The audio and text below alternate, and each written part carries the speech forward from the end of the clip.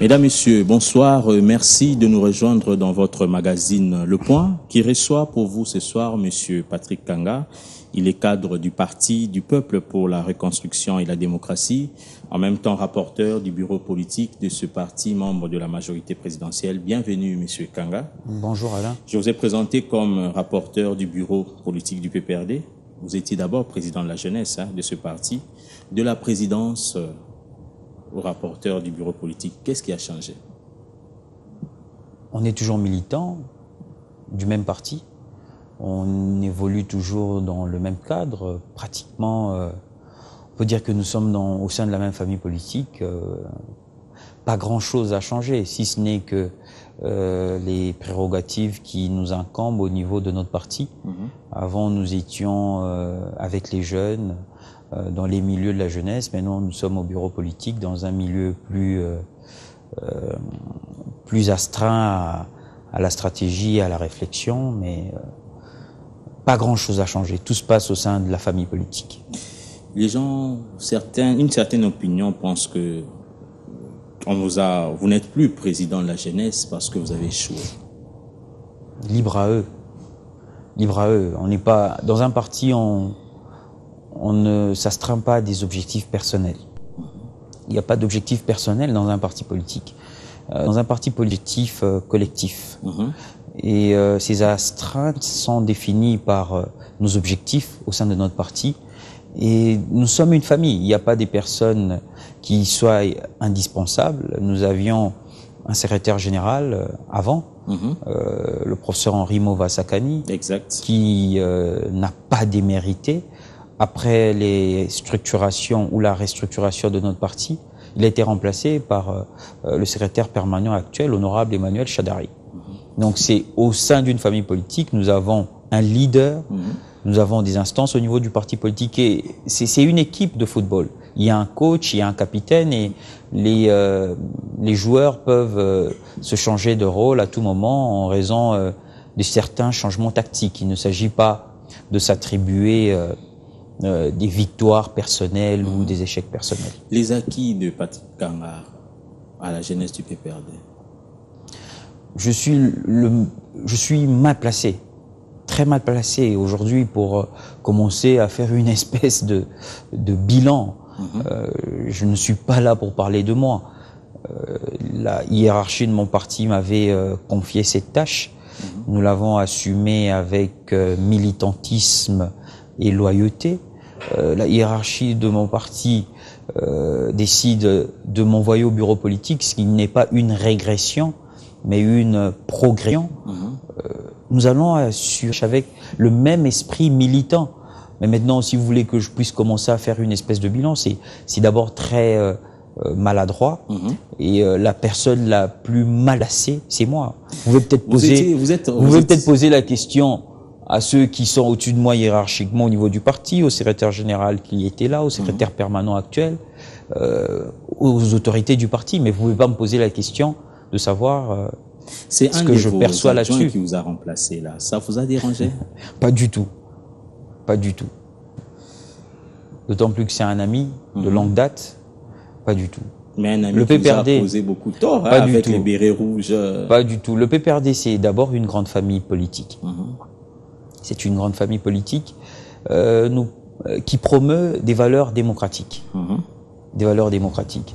Donc on ne peut pas parler de démocratie si nous-mêmes au sein de notre parti, nous ne vivons pas cette démocratie. Donc il n'y a pas une espèce d'inimitié entre les membres d'un même parti, d'une même famille politique, d'autant plus que nous nous appelons des camarades, mais avec d'autres nous avons des relations plus approfondies, en dehors même du parti. Et celui qui était mon vice-président en charge de la stratégie de la communication fait partie de ce cas de figure. Élection, selon la CENI, le 23 décembre 2018. Est-ce que Patrick Kanga croit à ces élections? Écoutez, il suffit de voir comment le PPRD aujourd'hui est en train de se déployer. Vous ne voyez pas le secrétaire permanent de notre parti faire la tournée qu'il vient de faire dans les conditions des fois les plus difficiles, parce que juste nous avons besoin de faire du tourisme. ou parce que nous voulions simplement visiter l'Équateur, voir comment est-ce que le transport fluvial se fait. Non, c'est parce que nous avons des objectifs politiques clairs et c'est parce que nous y croyons fermement. Nous n'avons pas été dans une espèce de tergiversation. Certains regroupements politiques ont tergiversé jusque-là. Ils ont commencé par promouvoir des régimes spéciaux. Ça n'a pas marché. Ils ont essayé de promouvoir une transition sans le président Kabila. Ça n'a pas marché. Depuis lors, ça fait 3 ans, 4 ans, nous n'avons toujours dit que nous, sur une seule alternative. Et cette alternative, c'est l'élection. On ne s'est pas dédit.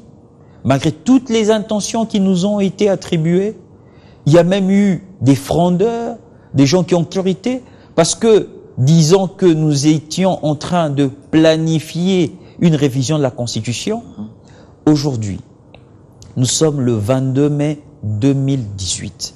Cette Constitution n'a pas été révisée. Donc, nous ne sommes pas dans les tergiversations, nous sommes dans la constance. Nous croyons aux élections et nous nous y préparons sérieusement. Vous croyez aux élections, mais avoir la CENI, le financement de la CENI, il y a des doutes. Il n'y a pas de doute. Le financement ne suit pas. Il n'y a pas des problèmes. Nous sommes à 52 millions, nous sommes à quelques mois des élections, mais cette année, la CENI n'a eu que 52 millions. Il n'y a pas de problème majeur par rapport au décaissement qu'attend la CENI.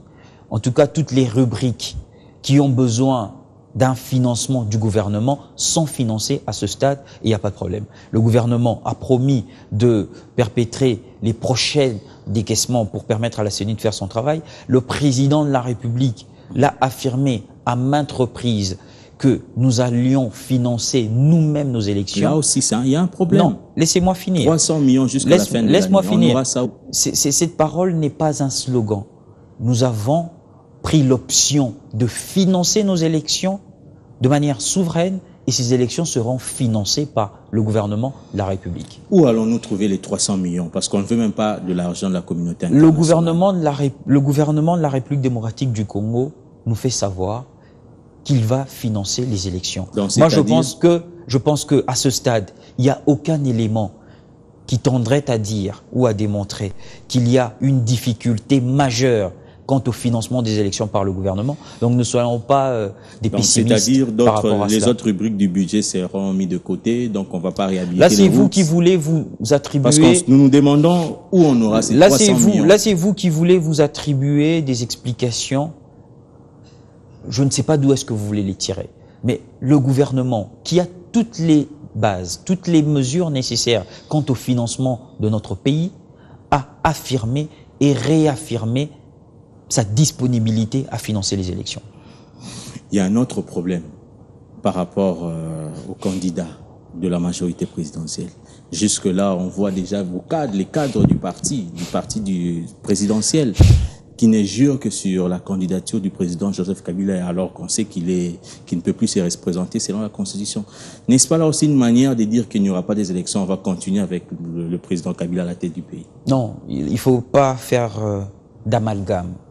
Il faut faire la part des choses.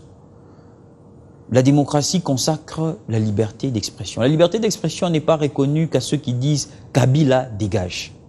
Transition sans Kabila. Régime spécial, non. La Constitution n'établit pas une liberté d'expression sélective. Une liberté d'expression accordée qu'aux membres des mouvements citoyens contestataires, non. La liberté d'expression est aussi reconnue aux membres de la majorité présidentielle, aux militants du PPRD. Ils sont aussi libres de s'exprimer.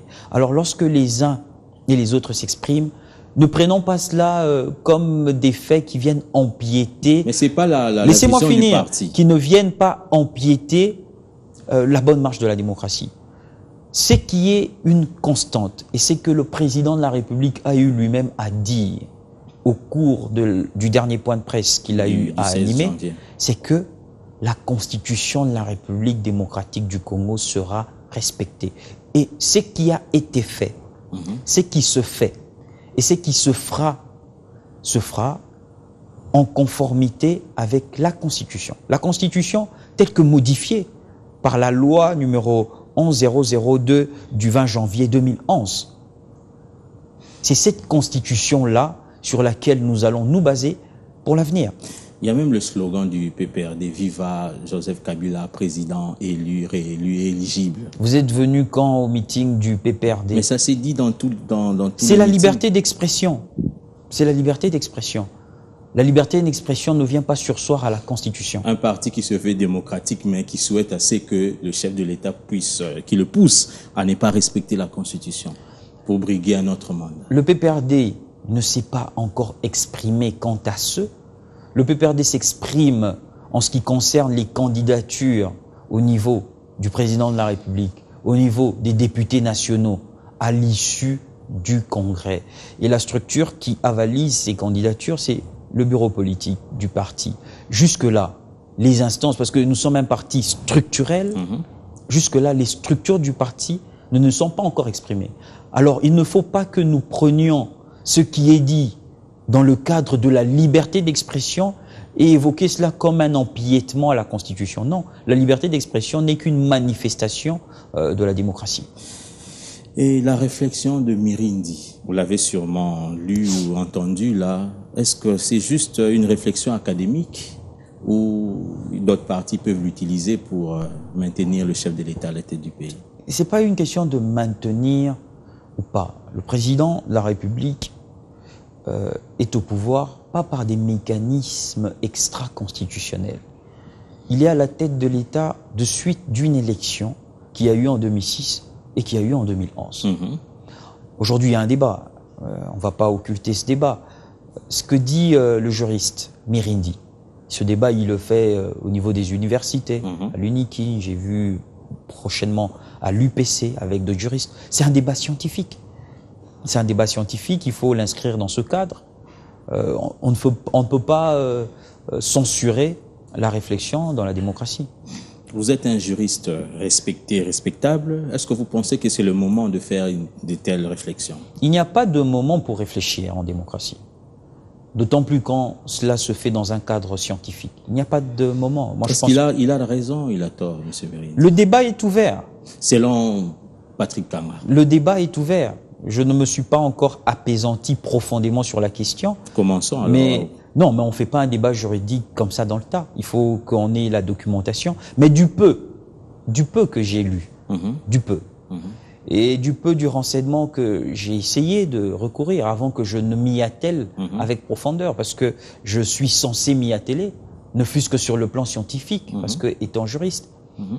Ce que je sais, c'est que au niveau du Sénégal et au niveau de la France, lorsque il y a eu des modifications constitutionnelles ayant un rapport lié avec le mandat, que ce soit au Sénégal, que ce soit en France, pour le cas d'Abdoulaye Wade et de Jacques Chirac, les deux avaient la possibilité de se représenter.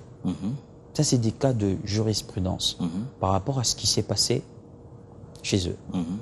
Alors, Maître Mirindi, au cours de ces débats, il dit que le comptage du mandat a été modifié de suite de la modification qu'il y a eu par rapport à la loi numéro 11002 du 20 janvier 2011. Il dit que le comptage a été changé. C'est un débat jusque-là. Mais je pense que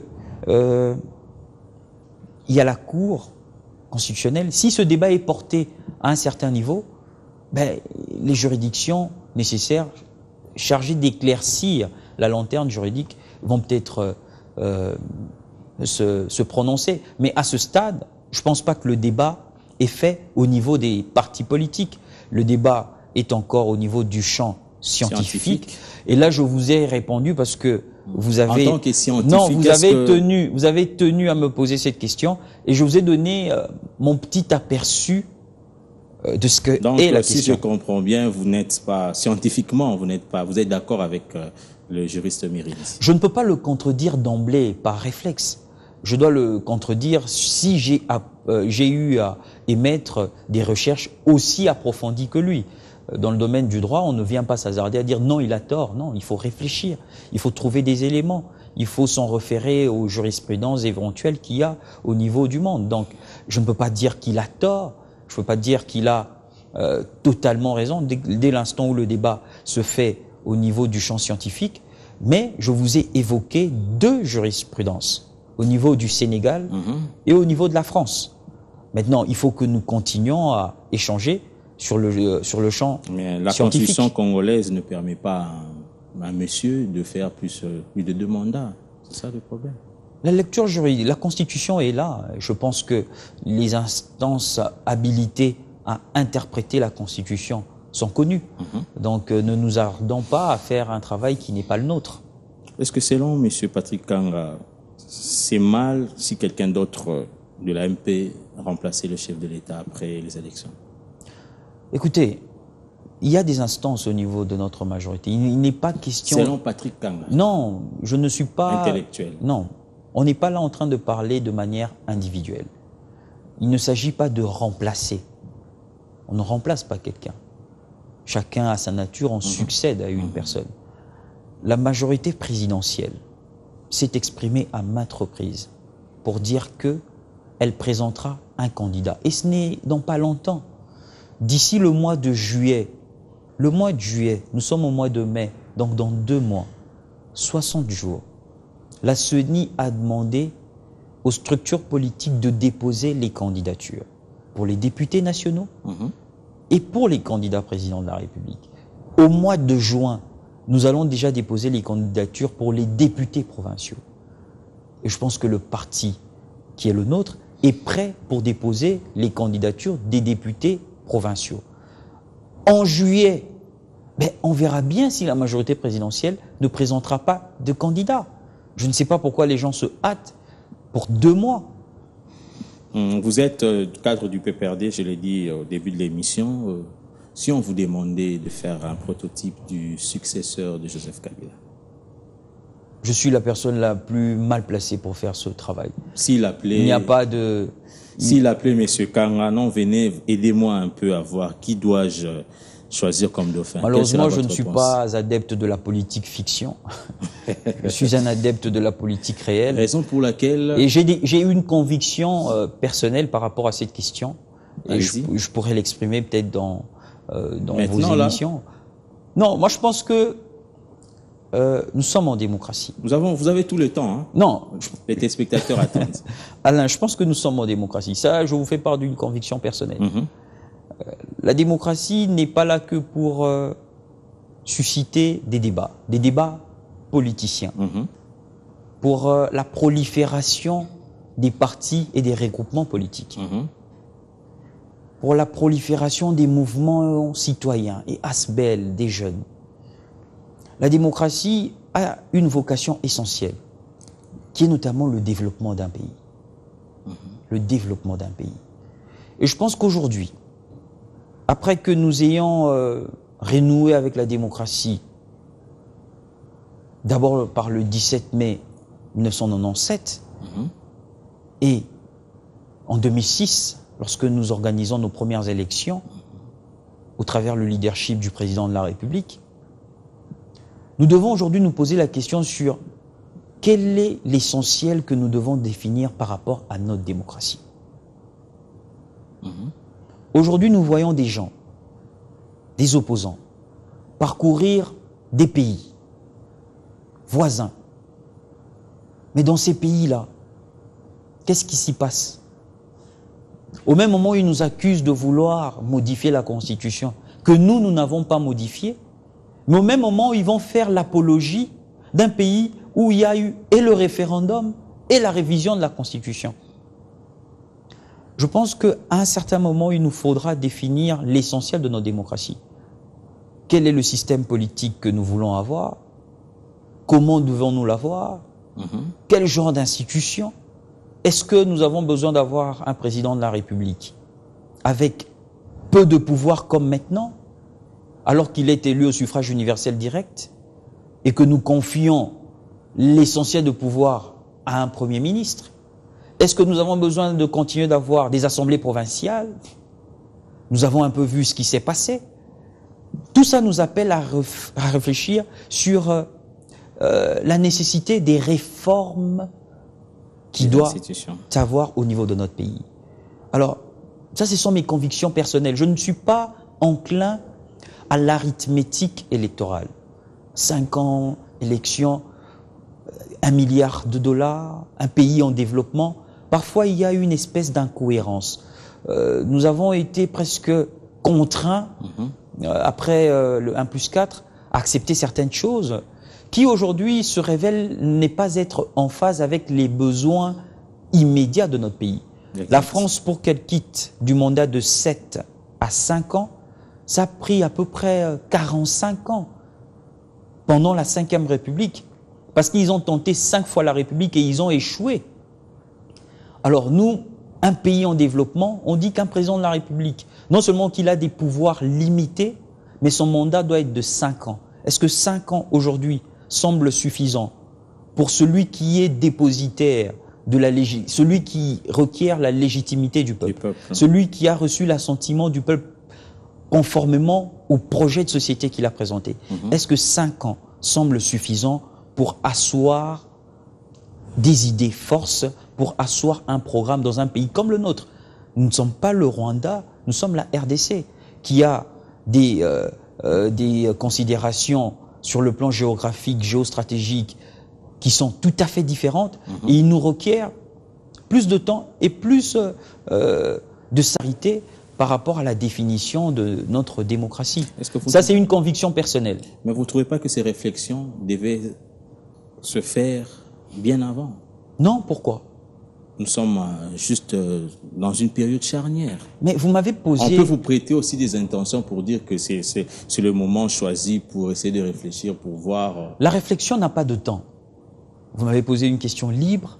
Je vous y ai répondu librement, une conviction personnelle qui continue. On ne va pas dire que parce que nous sommes en période électorale, nous ne réfléchissons pas. Non, un acteur politique ne réfléchit pas que pour maintenant. Nous réfléchissons aussi pour demain, pour les 10 ans, pour les 20 ans. On ne réfléchit pas que pour les mois de juin qui arrivent. Non, parce que si on réfléchit de cette manière, c'est que nous ne sommes plus des acteurs politiques. Nous avons évolué de 2006 en 2018 avec cette constitution. Nous avons décelé quelques difficultés par rapport à l'atteinte de certains objectifs. Et aujourd'hui, nous devons avoir le courage de dire la vérité à nos compatriotes qu'aujourd'hui, il y a une nécessité d'avoir des réformes profondes par rapport à notre architecture institutionnelle. Vous avez dit d'ici le mois de juillet, l'on connaîtra le candidat président. C'est une obligation légale. Voilà, de la majorité présidentielle. Mais pas seulement de la majorité présidentielle. Tous les candidats. Mais de toutes les structures politiques. D'ailleurs, d'autres sont déjà connus. Apparemment, la majorité travaille pour éliminer tout adversaire digne de ce nom-là. On prend le cas de Moïse Katumbi. Tout est fait pour qu'il ne revienne pas au pays compétir. Qu'est-ce qui est fait pour qu'il ne revienne pas? Ensemble, déjà, sa plateforme politique électorale ne se retrouve pas sur la liste des partis autorisés à fonctionner en RDC. Il y a double nationalité. Il y a beaucoup de choses qui surgissent. Vous avez peur de Moïse Katumbi? Écoutez, moi, je n'aime pas faire une publicité gratuite des gens qui, du reste, je ne connais pas personnellement.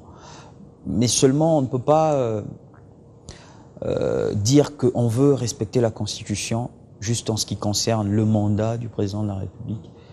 Et en ce qui concerne certaines gens, par rapport à d'autres éléments, on dit faisons fi, fermons les yeux. Alors fermons les yeux pour tout. Je ne pense pas qu'il y a aujourd'hui une volonté manifeste d'empêcher qui que ce soit qui est en conformité avec les lois et la Constitution de se présenter comme candidat président de la République. À chaque échéance présidentielle, nous avons une panoplie des candidatures dans ce pays. Monsieur Félix Tshisekedi venait de tenir un meeting au niveau de la Tchangou. Je ne pense pas qu'il est moins opposant que Moïse Katumbi. Je pense qu'il est opposant pendant plus longtemps que Moïse Katumbi, qui est à peine opposant. Aujourd'hui, vous voulez le présenter comme un opposant historique. Et pourtant, il n'y a même pas 5 ans, après avoir été gouverneur du PPRD et de la majorité pendant un très long moment. Donc, je ne pense pas qu'il y ait une volonté. Mais chaque personne a des dossiers individuels. Et les dossiers qui l'empêchent de concourir à la présidentielle sont de notoriété publique. Vous le connaissez mieux que moi. Donc, il n'y a, à ce stade, aucune volonté pour la majorité présidentielle d'empêcher qui que ce soit qui est en conformité avec les lois de se présenter aux élections. Aujourd'hui, le chef de l'État doit plus craindre qui? Ceux qui étaient avec lui, qui sont partis, ou ceux qui n'étaient pas avec lui et qui coalisent aujourd'hui avec lui? Le chef de l'État ne craint personne. Le chef de l'État a un contrat avec le peuple, signé en 2006 au travers de l'élection, re-signé en 2011 au travers de l'élection, et les comptes à rendre, c'est par rapport à cette population qui lui a manifesté sa confiance pour qu'il gère le pays. Mais maintenant, si vous voulez que nous puissions simplifier les choses en citant les noms des personnes qui empêcheraient qui que ce soit de dormir, là, on serait dans un débat inutile et inexistant. Est-ce que la coalition qui est en gestation avec les opposants qui sont dans les gouvernements pourra apporter un plus dans l'AMP? 1 plus 1 égale 2, donc c'est toujours un plus. Vous ne craignez pas que le gâteau devienne très petit là? Écoutez, il y a eu une gestion consensuelle. Peut-être qu'on veut consolider davantage cette cohérence qu'il y a déjà au niveau de la gestion de l'État. Ce ne serait pas une mauvaise chose. En politique, les alliances se font de manière parfois contextuelle, parfois idéologique, mais toutes sont des alliances. Donc nous allons aux élections. Il y aura diverses formes d'alliances. Le 17 mai, c'était dans presque 5-6 jours. C'était le 21e anniversaire de l'entrée de l'AFDEL ici à Kinshasa. Mais là, est-ce que vous pensez, vous êtes jeune, vous pensez que la jeunesse a compris les acquis du 17 mai aujourd'hui? Je pense que oui. Vous savez, lorsque nous grandissions dans cette ville de Kinshasa, bon, si je prends la période de 89 à 95, aviez-vous déjà vu des banderoles, des candidats à quelque chose? Vous et moi, dans cette ville de Kinshasa. Même nos amis qui sont derrière les caméras. Est-ce que quand on circulait dans cette ville, vous avez déjà vu Alain Boma candidat à la Lukunga? On grandissait, on savait qu'il y avait des noms dans ce pays. Il y avait des noms. Des noms. Des grands noms. Pourquoi? On ne sait pas. Ils étaient là. C'est eux qui géraient le pays. Ambinza, nos parents. Il y avait des noms dans ce pays. Par quel mécanisme? On ne sait pas. Mais ils y étaient. C'était ça, la République du Congo. Ou la République du Zaïre. Il y avait des gens qui dirigeaient ce pays sans rendre compte au peuple, sans rien dire, mais ils étaient là. Le 17 mai, qu'est-ce qu'il vient faire? Et ça, la jeunesse doit retenir. Le 17 mai, si on doit retenir en une phrase, c'est qu'on restitue le pouvoir au peuple. Aujourd'hui, tout le monde peut dire non. Qu'est-ce que les gens réclament aujourd'hui? Tout le monde dit quoi? Même quand vous allez parler avec votre sentinelle, il vous dit quoi? Le vieux papa vous dit non, mon fils, c'est la élection. Mais aujourd'hui, si on parle des élections, c'est parce que le pouvoir a été restitué au peuple. Aujourd'hui, c'est lui qui est le patron de la démocratie. Aujourd'hui, vous circulez dans la ville, vous voyez des partis. AVC. Il y a des partis qui se créent tous les jours. Aden. Des fois, Aden. Des fois, de manière un peu exagérée. C'est vrai. Des mouvements citoyens, des ASBEL, d'autres qui n'ont pour seul objectif que haïr le chef de l'État. Mais ça se crée quand même. Aujourd'hui, le pouvoir a été restitué au peuple. Le peuple est le maître de son devenir et de son avenir. Et c'est cela l'essentiel que l'on doit retenir, qui est tributaire du 17 mai. Il ne faut pas avoir été un compagnon de Mzé pour dire quel a été l'apport qualitatif de cette date. Aujourd'hui, c'est un fait que le pouvoir a été restitué au peuple. Et ça, c'est l'essentiel que notre génération, nous devons retenir par rapport au 17 mai 97 et à aujourd'hui. Donc nous ne sommes plus dans un système de gestion où il y avait des gens à la CNS qui se réunissaient à 50, 60 et ils désignaient un Premier ministre. Et ce Premier ministre disait être légitime. Sans que les jeunes de 18 ans de l'époque n'aient voté. Sans que les étudiants, sans que les mamans n'aient donné leur approbation. L'approbation se limitait en un groupe des gens. Mais beaucoup estiment que rien n'a changé. Beaucoup pas changé. toujours faim, Non. pas d'emploi. Non, il y a... Vous savez, je vous ai promis une fois le débat du bilan et puis on s'est perdu Oui, de ça vue. ça va arriver. Mais je pense que le temps va nous contraindre à cette évidence. Exact. Cher Alain, de 2001 en 2018, est-ce que, de votre observation personnelle, est-ce qu'il y a moins d'entreprises privées dans cette ville ou il y en a plus?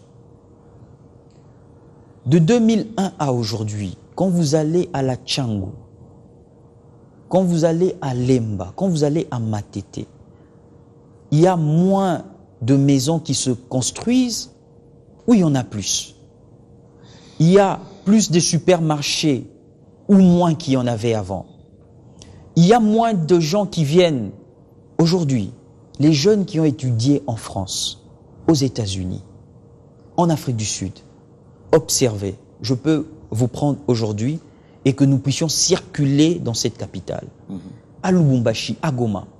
Vous verrez qu'il y a beaucoup de jeunes aujourd'hui qui ont fait leurs études à l'étranger et qui reviennent pour travailler ici et payer avec certains salaires. Pourquoi? C'est parce qu'il y a eu une politique menée pour favoriser le climat des affaires, pour favoriser l'investissement privé. Donc si nous devons parler de manière proportionnelle, depuis l'avènement du président Joseph Kabila au pouvoir, y a-t-il eu plus d'emplois ou moins d'emplois? Je vous dirais sans broncher et sans hésiter un seul instant qu'il y a eu plus d'emplois. Plus d'emplois.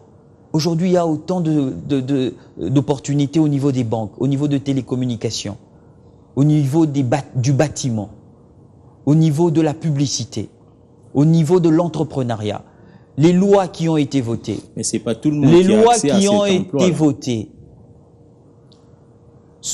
à l'initiative du président de la République, la loi sur la sous-traitance, qui accorde beaucoup d'opportunités à ces jeunes. Est-ce que dans vos émissions, vous invitez des acteurs politiques? Nous avons des jeunes élus au Parlement. Est-ce que vous les invitez pour qu'ils en parlent? Est-ce que vous nous invitez pour qu'on en parle? Des opportunités qui sont accordées aux jeunes. Au lieu que les jeunes ne puissent se constituer qu'en des mouvements citoyens, en des regroupements politiques. Fort de cette loi qui a été promulguée par le président de la République, autant de jeunes peuvent devenir des millionnaires dans ce pays. Autant des jeunes peuvent se constituer en des structures de sous-traitance qui aujourd'hui est détenue par des expatriés. Mais la loi aujourd'hui donne la part belle aux nationaux. Mais les nationaux, après qu'ils aient eu cet instrument juridique, qu'est-ce que nous en faisons? Voilà pourquoi les débats dans vos émissions politiques ne doivent pas tourner que sur la machine à voter, que sur le mandat du président. 2001 mais faisons aussi des débats 2018. sur les problèmes Entre économiques 2001 et sociaux. et 2018, la criminalité s'est augmentée. Sur quelle base? Nous partons de quelle base? Moi, je sais que dans cette Le ville... banditisme urbain. Non, écoute, C'est parce que les violences, jeunes n'ont rien à faire. non, les violences urbaines, c'est presque dans les grandes villes. La ville de Kinshasa est une ville largement plus paisible que New York, par exemple, que Paris. La criminalité, c'est un fait, dans les grandes agglomérations, dans les grandes villes. Mais nous avons grandi dans cette ville, nous connaissions, il y avait des gens qu'on appelait les Django et les Douga dans cette ville, qui coupaient des têtes aux gens, qui étaient des bandits de grand chemin dans cette ville. Alors lorsque vous dites que la criminalité a évolué, ça part de quelle base? La criminalité est-elle un fait aujourd'hui? Oui, mais dans quelle proportion? Dans quelle proportion? À Kinshasa, à Lubumbashi, à Goma, à Mbandaka, dans quelle proportion? On ne peut pas dire qu'il y ait un pays dans ce monde où le niveau de criminalité soit zéro. Non, nous reconnaissons qu'il y a l'existence de certains faits criminels, mais dans une proportion assez réductrice. Si vous étiez avec l'AFDEL à l'époque, qu'est-ce que vous auriez fait que Laurent Désiré Kabila n'avait pas fait? Waouh, quelle question! Je n'ai pas compris, il faut que vous la repreniez. Si vous étiez avec lui à l'époque, à l'entrée de l'AFDEL, jusqu'en 2001, qu'est-ce que vous auriez pu faire que lui n'a pas fait pour essayer d'aider la révolution? Je ne... Parce qu'il y a eu des erreurs commises. Quelles sont ces erreurs, selon vous? Peut-être cette précision m'aiderait à... Est-ce que vous pensez qu'aujourd'hui, je reformule ma question, est-ce que vous pensez qu'aujourd'hui le PPRD continue sur ce chemin-là de la révolution? Nous étions à l'époque, lorsque le 17 mai 97, je pense que je n'ai même pas encore 18 ans. Donc là, on fait une analyse historique. Je pense que le PPRD s'inscrit sur cette ligne. Mais la révolution n'est pas continuelle. La révolution a eu lieu parce qu'il fallait rétablir la République. Il fallait rapatrier la République. Il fallait réinstaurer la démocratie. Il fallait restituer le pouvoir au peuple.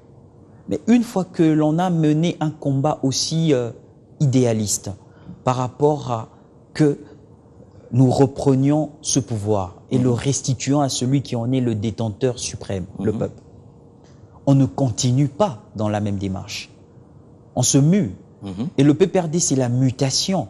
C'est maintenant un parti politique qui ne pouvait pas demeurer dans un esprit révolutionnaire. Dès l'instant, maintenant, il faut concourir avec tous les autres partis pour avoir l'assentiment du peuple.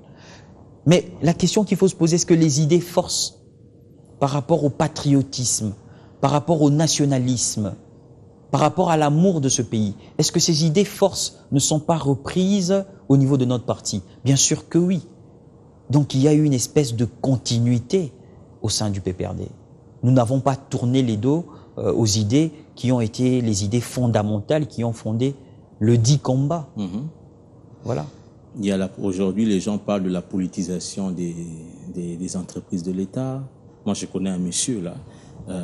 Il me dit que j'ai la carte du PPRD parce qu'on nous a promis du travail dans une entreprise. Si vous allez dans des entreprises, il y a des cellules de base PPRD.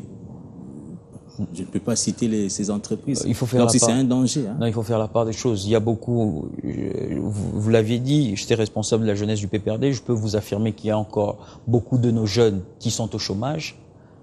Si ce que vous dites est vrai, alors tous les jeunes du PPRD devraient être employés quelque part. Ceux qui sont engagés au sein des entreprises publiques ne le sont pas parce que, étant membres du PPRD, plusieurs adhèrent au PPRD après même qu'ils aient été engagés.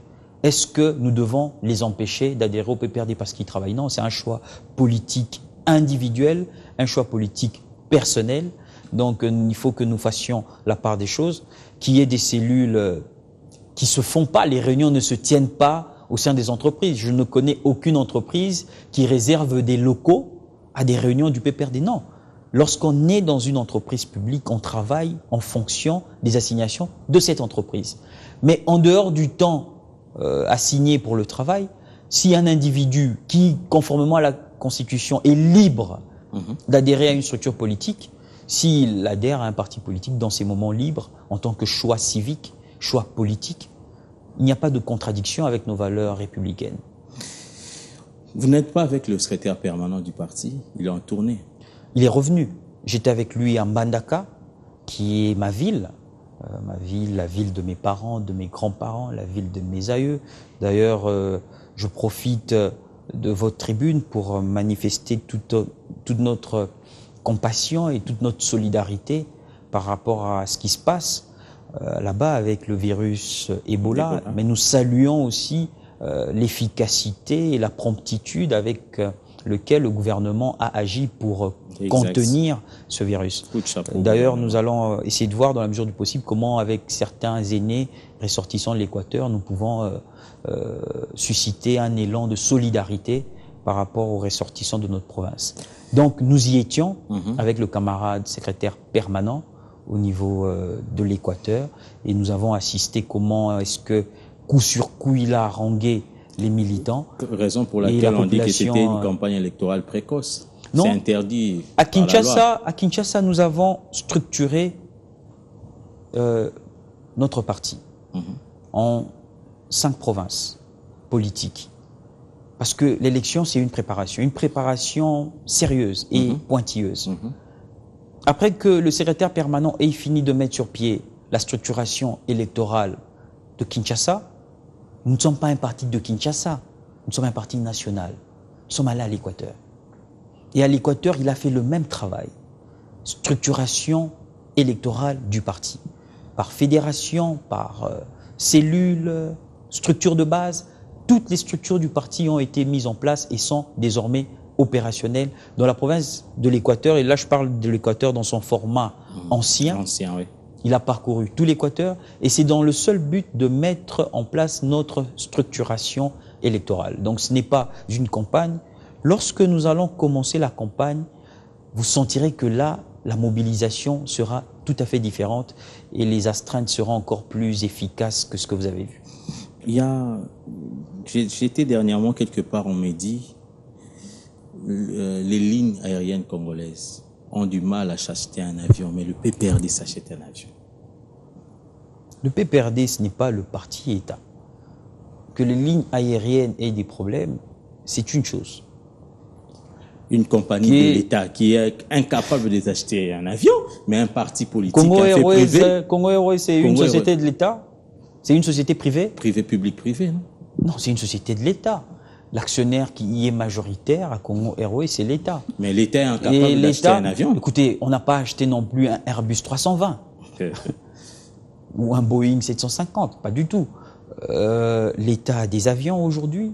La compagnie qui permet de relier Kinshasa aux différentes provinces, c'est une compagnie de l'État congolais. Mais le PPRD s'est inscrit dans une logique prospective, sachant que pour parcourir la RDC, il faut un avion. En 2011, il vous souviendra que le patriarche Etienne Tshisekedi, certains de ses militants s'étaient cotisés de l'argent pour mettre à sa disposition un avion.